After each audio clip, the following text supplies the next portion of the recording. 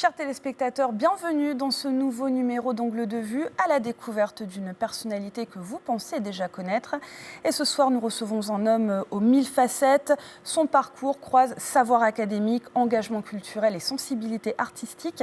Enseignant-chercheur, spécialiste de l'histoire américaine, il va, entre autres, nous éclairer sur la situation géopolitique qui secoue cette partie du globe. Steve Gadette, merci beaucoup d'avoir accepté cette invitation. Bonjour, très content d'être là. Plaisir partagé. Alors la politique de l'administration Trump affole la planète depuis plusieurs semaines. Nous allons bien sûr évoquer les résonances dans la Caraïbe.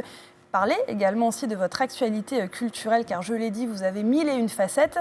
Mais avant, retour aux origines. Vous êtes né à Villiers-le-Bel en 1978 de parents guadeloupéens.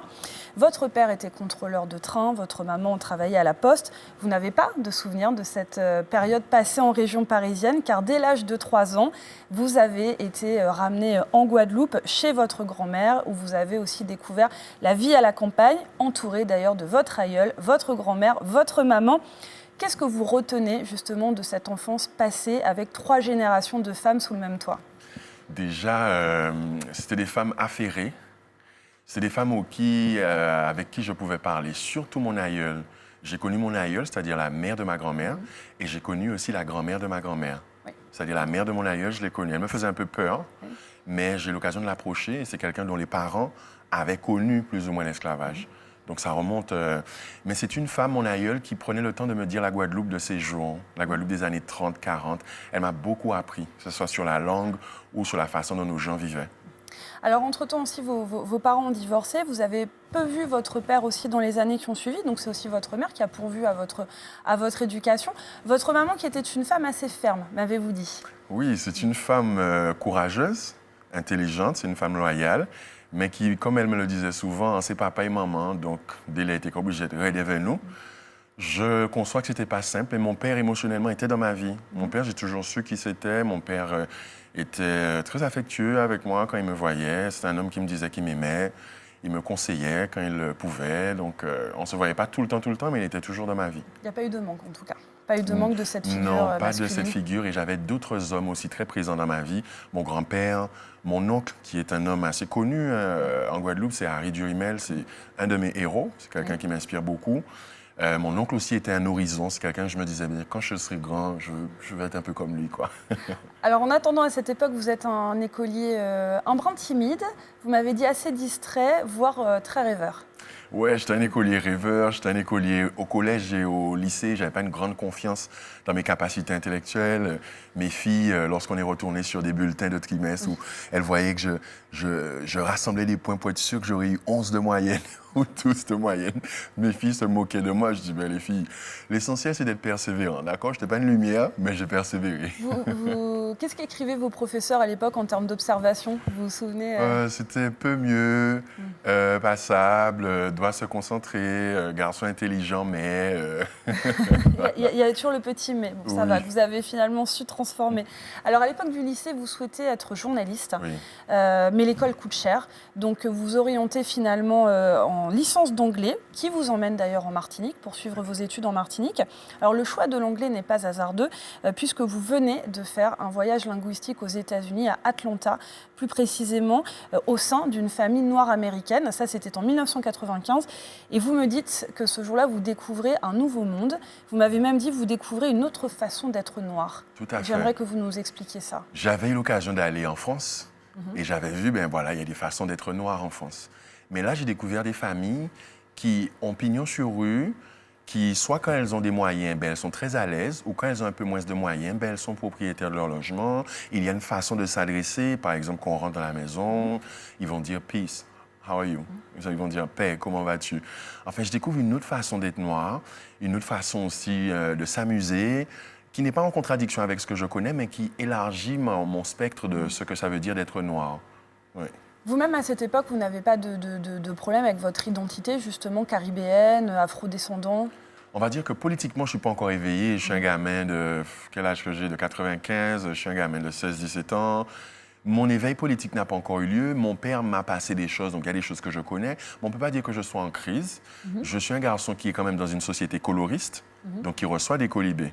On reçoit des « Oh, t'es tellement noir qu'on ne te voit pas le soir ». Donc, cette société coloriste, elle m'a déjà attaqué. Oui, vous avez déjà été confronté au racisme elle m'a déjà cet âge-là. attaqué de cette société coloriste, mais on ne va pas dire que je suis déprimé à cause de ça. Non, je suis bon vivant, quoi. Alors, comme vous dites, les États-Unis élargissent vos horizons. Vous m'avez dit à cette époque, vous portez un regard un peu naïf sur le pays. Ce que vous voyez, donc, au-delà de cette famille d'accueil, c'est aussi le basket avec la NBA, la nourriture, les marques de vêtements. Un regard qui a évidemment évolué au fil de votre parcours et aussi de l'actualité. Alors on va rentrer tout de suite dans le vif du sujet. En pleine vague de manifestations aussi après le meurtre de deux citoyens américains à Minneapolis par des agents fédéraux de l'immigration, les États-Unis, on peut le dire, subissent une crise politique majeure. Petit rappel, non exhaustif, rapt sur le Venezuela, volonté d'annexer le Groenland, menace sur les droits de douane et humiliation vis-à-vis des journalistes. Donald Trump et son gouvernement, aujourd'hui, sont qualifiés de fascistes par de nombreux intellectuels. Est-ce que, selon vous, effectivement, le pays a vraiment basculé dans le totalitarisme ? Le pays, il a basculé vers une façon de gouverner qui est, oui, plus, on va dire, plus agressive. Ce n'est pas étonnant. Venant de Donald Trump, ce n'est pas étonnant. Lorsqu'on voit sa rhétorique des 5 dernières années, ce n'est pas étonnant. Il représente un esprit qui a toujours été là aux États-Unis. Sauf que lui, aujourd'hui, cet esprit-là, il est aux manettes, il est au pouvoir. C'est un esprit, on va dire, qui est pro-suprématie blanche, un esprit agressif au niveau international. On a vu les États-Unis se conduire comme ça dans les années 70, 80, 60. Donc, c'est un esprit qui a toujours été là, mais qui a été poussé par une partie de la population états-unienne. C'est ça. Oui, parce que certains disent, mais finalement, il ne fait qu'appliquer son programme. Tout à fait. C'est un homme qui est arrivé en politique de façon décomplexée. Donc, sa façon de gouverner est aussi décomplexée. C'est un monsieur qui est parfois très ignorant de plein de choses. Il a l'air d'être très ignorant. Mais cette ignorance crasse, c'est typiquement états-unien. C'est des gens qui ne s'intéressent pas tant que ça à d'autres parties du monde et qui sont très centrés sur eux. Et on voit que lui, bien, ça donne un truc plus, quoi. Alors justement, vous parliez aussi de méthode. Donc, ce que j'allais vous demander, est-ce que vous avez parlé des années 60-70 ? En fait, est-ce que la méthode est inédite, la méthode Trump, ou est-ce qu'en fait, c'est le mode de communication qui est inédit ? Il y a un mode de communication qui est inédit parce que la période est différente et parce que les médias ont changé. Mais la façon agressive d'agir et d'aller déstabiliser des gouvernements, ça, ce n'est pas nouveau. Ils l'ont fait avec le capitaine Noriega au Panama, qui lui est peut-être plus impliqué dans le narcotrafic, etc. Ils l'ont fait, on a vu plusieurs fois qu'ils l'ont fait avec d'autres pays en Amérique du Sud. Donc, ils ne se gênent pas. Ils l'ont fait aussi dans la Caraïbe, avec des îles de la Caraïbe. On les a vus aller à Grenade et déstabiliser le gouvernement Bishop. Donc, ce n'est pas une façon nouvelle. Pour ceux qui connaissent l'histoire, on voit que c'est l'histoire qui se répète avec cela. Qui se répète. Alors, pour la première fois tout de même en 50 ans, le pays connaît un solde migratoire négatif en 2025. Et je parle d'immigration légale, je précise bien. Est-ce que ça aura des conséquences économiques et sociales sur le pays ? Ça aura des conséquences puisque c'est un pays qui, depuis sa fondation, s'est fait avec les personnes migrantes, qu'elles soient blanches, qu'elles soient non blanches. Et sa capacité à intégrer les personnes qui viennent chez eux, c'est sa force. Maintenant, je comprends qu'il peut y avoir un ras-le-bol sur la façon dont c'est fait, ceux qui vivent ces arrivées massives dans le sud du pays. Je le comprends. Maintenant, c'est sûr que ça va se ressentir au niveau économique. Il y a des gens qui se plaignent de Donald Trump déjà au niveau économique, mais fermer la porte à la migration, oui, ça va se ressentir, mais j'ai l'impression que ça va changer, puisqu'ils ont souvent été entre ce balancier. On ferme, on ouvre, on ferme, on ouvre. Alors, en sachant que nous sommes à quelques mois des élections de mi-mandat, est-ce que, selon vous, les démocrates pourraient renverser la situation ? C'est la tradition que le gouvernement en place perde ces élections. C'est un peu une forme de tradition qui arrive, un mécontentement qui est exprimé. De là à savoir, est-ce qu'ils vont engranger un soutien qui leur permettra d'être plus tranchants pour les prochaines élections présidentielles, ça c'est autre chose. Alors en sachant, et là je m'adresse aussi à l'homme de culture que vous êtes, si elle ne s'exprimait pas trop sur le sujet jusqu'à présent, on entend de plus en plus aussi les stars américaines prendre position et contester justement l'administration Trump. On vient encore de le voir à l'occasion des Golden Globes et des Grammy Awards. Est-ce qu'on peut compter aussi sur un vrai mouvement de résistance aussi porté par l'intelligentsia culturelle américaine ? Ça ne m'étonnerait pas. Lorsque le gouvernement américain a eu des positions, des positions d'aller s'ingérer dans les affaires des autres, d'aller en guerre alors qu'il n'y avait pas de raison tangible. On a vu l'intelligentsia, comme vous l'appelez, culturelle, aller au front. Est-ce que ça va changer grand-chose? Je ne sais pas. mais c'est bien que ces voix-là soient là. Alors nous, la Caraïbe, nous sommes un espace charnière. D'ailleurs, nous en avons pris pleinement conscience, si on l'avait oublié, lors de l'opération américaine au Venezuela. Quels sont les risques concrets pour nous, État insulaire de la Caraïbe? Avec donc, ce conflit qui se tend aussi entre les États-Unis et la France, est-ce qu'on parle d'un risque économique, énergétique, migratoire ou autre? Le risque énergétique, il est là pour les pays caribéens qui dépendent de l'accord Petro-Caribé que le Venezuela a passé avec d'autres îles de la Caraïbe. Donc ceux-là, étant donné qu'il y a une pression états-unienne, ils voient leur livraison diminuer. Donc oui, il y a une vraie pression pour d'autres pays comme la Barbade ou Cuba. Donc il y a une vraie pression.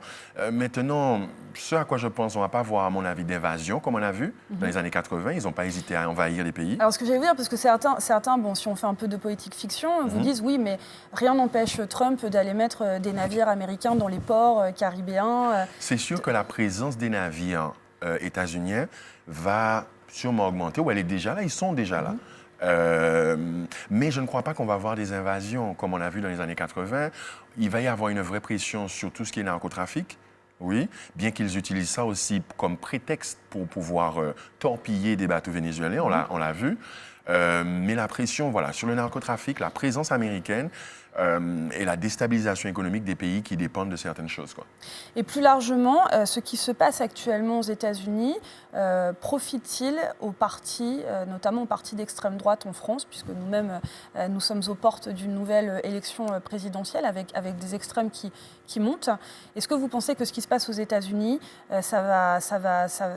justement, ça va faire levier, ou au contraire, on va peut-être se dire attention, voici un exemple lorsque justement on vote pour un parti extrémiste finalement?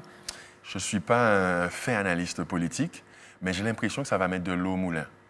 Parce qu'on voit que ces partis d'extrême droite dont vous parlez, qui sont en Europe plus large ou en France, ils n'hésitent pas à aller piocher dans les façons de faire, dans les propos et dans les exemples qu'ils vont citer, et ils se laissent inspirer aussi par cette mouvance.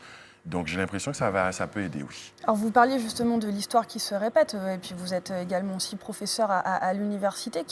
Qu'est-ce qu'on a raté? Qu'est-ce qu'on fait mal, justement, pour que cette histoire cesse de se répéter? Oh, c'est une bonne question. Alors, je ne voulais pas mettre ça sur nous, parce que là, c'est l'ego et la soif de pouvoir d'être humain. Ça a toujours existé. On voit que les gens qui sont à l'avant-garde de ces mouvements, peu importe leur pays, on voit que ce sont des personnes qui ont quelque chose à prouver, qui ont une revanche à prendre aussi. On va dire que les élites, effectivement, si elles ont raté quelque chose, c'est rater la colère et la frustration qui grondaient. Les élites argentées, je veux dire. Et ils n'ont jamais peut-être pensé que cette colère allait se transformer en mouvement politique très puissant qui n'est pas raisonnable. Alors, retour en 1995, toujours lors de votre séjour à Atlanta, où vous avez fait une autre découverte fondamentale pour vous, c'est-à-dire vous avez découvert le vrai rap au sein de votre famille d'accueil, car le père de famille, j'imagine, c'est lui qui était DJ en fait. Exact. Et voilà, et il vous a initié justement à cette culture musicale. Une découverte d'ailleurs qui va profondément aussi marquer et poser les jalons du futur artiste que vous allez devenir. Tout à fait, puisque le rap va devenir mon premier moyen d'expression. Avant d'être un prof dans des amphis, avant d'écrire des livres, avant d'écrire des articles ou de venir à la télé comme ça, j'avais déjà un moyen de m'exprimer, c'était le peura. Donc j'ai commencé à écrire en anglais. Oui. Ensuite, j'ai voulu évoluer vers ma langue. Oui, ce que j'allais dire, anglais qui n'est pas, même si vous maîtrisiez, c'est pas votre langue maternelle. Non. Et ça me donnait du style, donc ça m'a permis d'être remarqué. Mais à un moment donné, en tant qu'artiste, on a envie d'être compris et entendu. Et j'ai vu la magie dans les yeux de mes gens quand j'ai commencé à rapper en créole et en français. Et je n'ai plus lâché. Le rap m'a donné un principe, c'est-à-dire l'expression de soi et ne pas avoir peur de dire ce qu'on pense. Vous avez écrit votre premier texte en 1998. Qu'est-ce qu'il racontait, ce premier texte? Oh mon Dieu, c'était une copie de Tupac. Il racontait des choses que je vivais pas. Il disait un peu que j'étais le meilleur et que j'étais prêt à mourir pour telle chose. Mais j'étais un copieur. J'ai juste copié un texte de Tupac. Mais je crois que c'est OK. On peut commencer en copiant et si on persévère, on devient un petit peu plus original. Ça a aussi été la naissance de votre alter ego Fola, cette époque-là, ou pas encore? Oui. Il est né en tant que Fola D. Parce qu'il y a une dame originaire de la Dominique qui m'a dit un jour que sa petite fille était née. Elle s'appelait Fola D. J'ai dit, mais qu'est-ce que ça veut dire? Elle me dit, ça veut dire rayon de soleil, pureté et amour. Je dis, oh, c'est pas mal ça. Donc j'ai noté ça quelque part. Et quand j'ai commencé à rapper, j'ai pris ce nom. Mais au lieu de m'appeler Fola D, un jour, un de mes amis qui trouvait ça trop long m'a appelé Fola. Et c'est resté. Quelle est la différence entre Steve Gadet et Fola? Oh, Quelle est la différence entre les deux? Oh là là, bonne question. Est-ce qu'il y en a une déjà? Est-ce qu'il y a une vraie différence fondamentale? Peut-être que Fola, il est un petit peu plus fou, plus libre, plus audacieux que Steve. Steve est un petit peu peut-être plus gentil, mais j'essaie de réconcilier les deux. Il n'y a pas de schizophrénie là. D'accord. Juste une complémentarité, dirons-nous. Oui. Alors, vous avez poursuivi vos études en master, que vous avez été finir d'ailleurs à la Jamaïque. Vous avez enseigné le français et le créole, puis vous êtes inscrit en doctorat en Guadeloupe, Oui. doctorat que vous avez obtenu en 2008. Vous avez fait d'ailleurs votre thèse sur la fusion du mouvement hip-hop et du mouvement Rastafari dans l'Amérique anglophone. Là encore aussi, on voit l'empreinte de la musique dans vos choix de vie. C'est vrai, puisque c'est en écoutant le morceau d'un de mes amis rappeurs qui s'appelle Rachid et que je big up ce soir s'il nous écoute. Quand je l'écoute dans son morceau, c'est un Rasta martiniquais qui fait du rap. Et je l'entends dire hip-hop Rastafari. Je suis dans un bus comme ça, je monte au campus. Je dis, mais qu'est-ce qu'il vient de dire là? Et ça me met sur ça. Mais j'ai vu que plus tard, ce qui m'intéresse, moi, c'est d'essayer de bâtir des ponts et de trouver les similarités, les similitudes entre des ensembles, des communautés différentes. Voilà. Et il y en a plus que ce qu'on croit, parce que c'est vrai que parfois on peut avoir l'impression qu'on est davantage dans un repli communautaire. On voit notamment ce qui se passe actuellement dans le monde. Finalement, il y a plus de similitudes qu'on veut nous le faire croire. Oui, il y a au moins une, c'est l'humanité et l'envie de vivre, l'envie de préserver ce qui est important pour nous. Donc j'essaie, ça ne veut pas dire que les différences s'éteignent, mais j'essaie de voir, tiens, comparer des espaces, des époques, des communautés. J'aime bien faire ça, moi.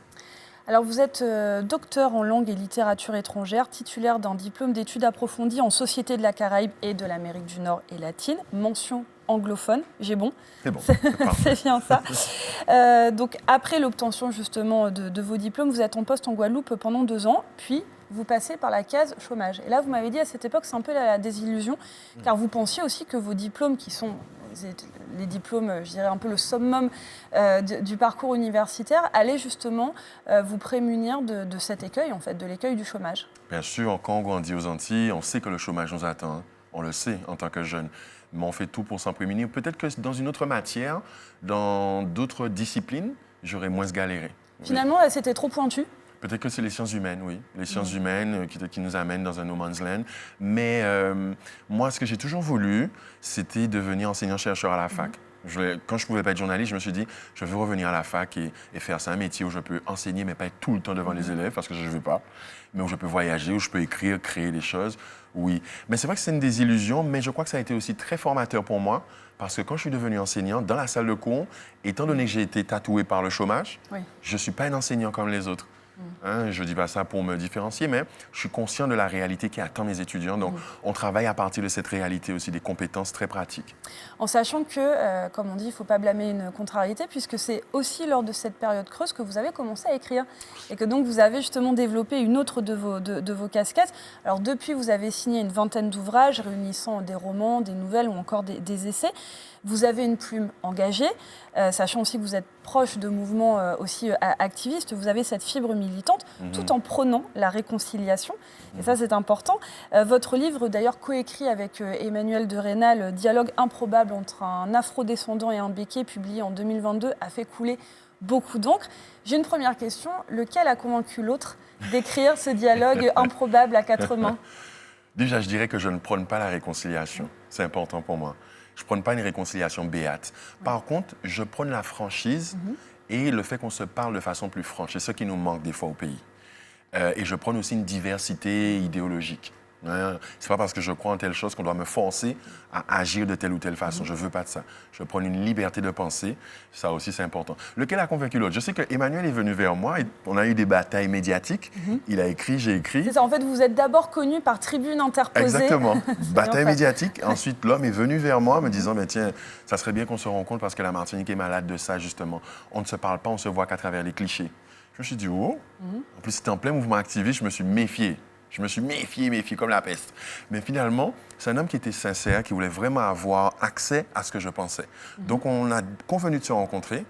Et quand j'ai compris qu'on se disait des choses inédites pour les deux qui venaient de communautés différentes comme nous, je me suis dit, ça aurait été bien qu'on enregistre. Elle était d'accord. Et tous les deux, on était plus ou moins d'accord pour que nos gens soient témoins de ce qu'on s'est dit. Pas qu'on soit dans une propagande quelconque pour la réconciliation. Non, pas du tout. Alors, quel Mais est qu'on le soit but? dans un vrai échange et que mes gens assistent à notre échange, mais on n'était pas obligé de s'insulter pour se dire ce qu'on pensait. Mais le but, j'imagine, en tout cas pour chaque lecteur qui a eu cet ouvrage entre les mains, c'est quand même aussi de l'encourager justement à prôner peut-être pas la réconciliation, mais en tout cas le dialogue. Peut-être à ne pas camper sur ses positions identitaires. Tout à fait. Je prône aller au-delà des clichés. Parce qu'on a tous une série de clichés qu'on sort de notre poche pour décrypter les gens. Il y a des gens qui vous regardent avec des clichés, qui me regardent avec des clichés. Mais je prône l'échange et le fait d'aller au-delà des clichés. Parce que derrière les clichés, il y a des gens différents. Je ne suis pas bête. On est aussi dans un système. Ces dialogues ne vont pas forcément tout changer. Mais je trouve que c'est plutôt mature pour le peuple antillais qu'on n'ait pas besoin d'un préfet pour nous mettre autour d'une table et discuter. Vous-même, vous avez changé un peu de vision peut-être sur la communauté béké à l'issue justement de cet ouvrage? Dans mon regard, aujourd'hui, elle est moins emprisonnée dans des clichés. Je lui accorde une diversité idéologique. Avant, pour moi, ils étaient tous les mêmes. Mais je comprends qu'il y a une diversité politique et idéologique, justement, et j'appelle ceux qui pensent la même chose à ne pas rester derrière leurs barrières communautaires parce que ça ne fait que nourrir ce que les gens pensent des personnes békées. Dans votre dernier essai intitulé « Ici, la liberté coûte cher », publié en 2024, vous écrivez qu'avant, vous prêchiez des dogmes parsemés de morale. Aujourd'hui, vous préférez prêcher le courage d'être soi. Est-ce à dire que la révolte a laissé place à l'apaisement? Oh, très intéressant. Quand je dis avant, je prêchais des dogmes parsemés de morale, c'est que j'ai passé un temps dans l'Église évangélique. J'ai toujours essayé de rester un croyant très ouvert, ça m'a d'ailleurs causé des problèmes, mais j'ai quitté l'Église évangélique et j'ai quitté les dogmes de l'Église, je n'y crois plus. Et c'est pour ça que je dis qu'avant, c'était voilà, ça, quand ça m'arrivait de prêcher. Et ça m'a coûté quelque chose de ce mouvement de vie, mais je crois que le courage d'être soi, nous sommes les enfants de gens qui ont fait ça. Et je suis sûr que les gens qui vous inspirent, vous, ce sont des gens qui ont eu le courage ou qui ont le courage d'être eux-mêmes. Pourquoi écrivez-vous? Partager ce que je comprends, partager ce que j'ai envie de dire et puis laisser des traces parce que je ne serai pas toujours là. Et je vois ceux qui ont écrit, qui m'ont inspiré. Je veux faire la même chose. Alors, vous êtes aujourd'hui évidemment aussi un professeur émérite et vous avez bouclé la boucle puisque vous enseignez depuis 2011 au sein de l'Université des Antilles, bancs par lesquels vous êtes passé pour vos propres études. Vous m'avez dit que vous essayez d'être un enseignant qui donne envie. Et vous êtes aussi réputé pour votre exigence avec la précision que vous attendez de vos élèves. Quel est selon vous le plus grand défi que vous ayez en tant qu'enseignant en 2026 face à vos étudiants? Oh, le plus grand défi, sans hésiter, c'est l'intelligence artificielle. Sans hésiter, parce la révolution est en cours, on ne la sent pas, mais je crois que l'institution doit comprendre ce qui se passe parce que nos gamins ont des profs qui sont 10 000 fois plus cerveautés que nous, dans leur poche. Maintenant, ce qui se passe, c'est qu'on voit que si c'est mal utilisé, le cerveau de nos étudiants s'atrophie. Et le monde professionnel dans lequel ils vont tomber est 10 fois plus exigeant qu'avant. C'est ça. C'est-à-dire qu'en fait, c'est ce qu'on disait, c'est qu'il y a peut-être une baisse du niveau intellectuel, et vous disiez, qui ne concerne pas qu'ici, qui est mondiale, mais les exigences du marché du travail, elles, n'ont pas baissé. Exactement. Et c'est ce défi qu'on doit résoudre. Je sais que notre université, dans l'adresse que le président a eue en début d'année, il a évoqué le fait que l'intelligence artificielle, pour lui, c'est important. Et il y a une commission qui s'occupent déjà de ça, qui sondent les profs pour savoir comment ils utilisent ou pas. Je crois qu'on doit accélérer cela. C'est en ce sens que je vais faire une proposition de projet pédagogique, parce que l'intelligence artificielle peut être un plus, et il ne faut pas forcément tout faire bloquer, sinon l'université peut disparaître. Alors plus largement, est-ce que vous estimez qu'il faut aussi aujourd'hui refondre en fait notre façon d'enseigner en France? Tout à fait. Il faut sortir de l'industrialisation, c'est-à-dire 2 semestres. On est encore à l'ère industrielle qu'on fait ça. Le temps d'hier n'est pas celui d'aujourd'hui. Un gamin qui fait des études pendant 3 ans, si ses études ne sont pas bien calibrées, lorsqu'il a fini ses études, la connaissance qu'il a emmagasinée, elle est déjà dépassée avec l'intelligence artificielle. Donc, ceux qui forment ont une responsabilité de prendre ça en compte et d'intégrer tout cela dans leur manière de designer leurs cours et surtout la longueur des formations. Mais du coup, n'est-ce pas une bataille déjà perdue d'avance? Quelle peut être la plus-value finalement de faire des études, d'apprendre, d'entraîner son cerveau aussi à réfléchir, à disserter, si on se dit qu'en imprompte, l'intelligence artificielle va vous recracher tout le savoir du monde? Ce n'est pas une bataille perdue d'avance, justement. Si on en est conscient, il ne faut pas, à mon avis, faire des formations longues. Il faut devenir un étudiant toute sa vie, vous comme moi, nous pouvons être déclassés demain par l'IA, mais si nous restons curieux et qu'on continue à lire, à se former, c'est ça l'idée. C'est de plus se dire, je vais faire les études, ensuite je vais travailler. L'idée, c'est de se dire, nous sommes des étudiants permanents, donc nous devons apprendre autrement de façon à rester pertinents sur le marché du travail. Alors, puisque vous-même, vous n'avez jamais fini d'apprendre et d'évoluer, on va reparler de musique, puisque après le rap de vos débuts et ensuite un passage aussi par l'afrobeat, votre musique a encore évolué. Fin 2025, vous avez sorti un nouveau son intitulé Toutes, en collaboration avec DJ Gilles. On en entend évidemment quelques notes derrière nous. Quelle est l'histoire de ce morceau et en quoi justement vous avez fait évoluer votre style? Quand j'ai recommencé à sortir, quand j'étais à l'église, je ne sortais pas à danser comme avant, comme maintenant. Quand j'ai recommencé à sortir, j'ai vu la thérapie que c'était pour nos gens, la danse. Et j'ai eu envie, moi, en tant que chanteur, de faire partie des voix qui permettent à mes gens de se détendre et de passer du bon temps comme ça. Il y a des chanteurs que j'aime beaucoup, comme Jacques Darbo et compagnie. Et donc, je savais que je pouvais chanter du zouk, parce que j'aime le zouk. Donc, j'ai trouvé une mélodie et j'ai demandé à Gilles, « Yo, Gilles, j'ai ça, est-ce que tu peux me faire quelque chose ?» Gilles, d'ailleurs, que je salue, c'est un des meilleurs DJ de Lille et un des meilleurs compositeurs. J'ai envie d'aller en studio avec lui encore. Et Gilles m'a dit, « OK, on essaie. » Et il a composé un super morceau et je suis venu reposer. On a composé, là encore, un autre morceau qu'on doit essayer de reposer, mais j'aime cette dynamique. La mélodie est tellement forte qu'on a des paroles, c'est bien. Mais je vois que le pouvoir de la mélodie, c'est différent. C'est-à-dire qu'avant, vous étiez plus concentré sur les paroles que sur... Je viens de la génération rap, donc il faut dire plein de choses, quoi. Mais je crois que c'est pas paradoxal. C'est pas parce que je fais du zouk maintenant que je suis moins conscient. Je peux avoir une façon de m'exprimer ici, mais quand je vous parle, on voit ce qu'il y a dans ma tête, quoi. Bien sûr, et puis ça ne veut pas dire que vous ne referez pas du rap un jour. Non, on est d'accord. Ah non, pas du tout. C'est mon premier amour. Alors justement, ce sera ma dernière question, Steve Gadet. Après l'enseignement, la recherche, l'écriture, la musique, qu'est-ce que vous n'avez pas encore fait, que vous aimeriez faire? Là, comme ça, je vous avoue, ça ne me vient pas. En termes de création, je vous avoue que je sais pas, des fois, j'ai envie d'être dans une fac, pas tout de suite, mais dans une fac où je peux enseigner la littérature antillaise. Par exemple au Ghana ou pas aux États-Unis, je parle des États-Unis maintenant, quoi. Mais je sais pas, dans une fac anglophone où je peux enseigner ce que mes gens sont. J'aurais adoré faire cette expérience. Bon, c'est un message du coup que vous envoyez, sait-on jamais. En tout cas, merci beaucoup Steve Gadet d'être venu partager avec nous sur ce plateau, nos téléspectateurs, quelques-unes de vos nombreuses passions. Merci beaucoup aussi pour tous ces éclairages géopolitiques passionnants. On en reparlera bien évidemment. Grand merci à vous. Merci à vous, merci. Et merci à vous, chers téléspectateurs, de nous avoir accompagnés à la découverte de ce nouveau portrait. On se retrouve dès la semaine prochaine. Soyez au rendez-vous.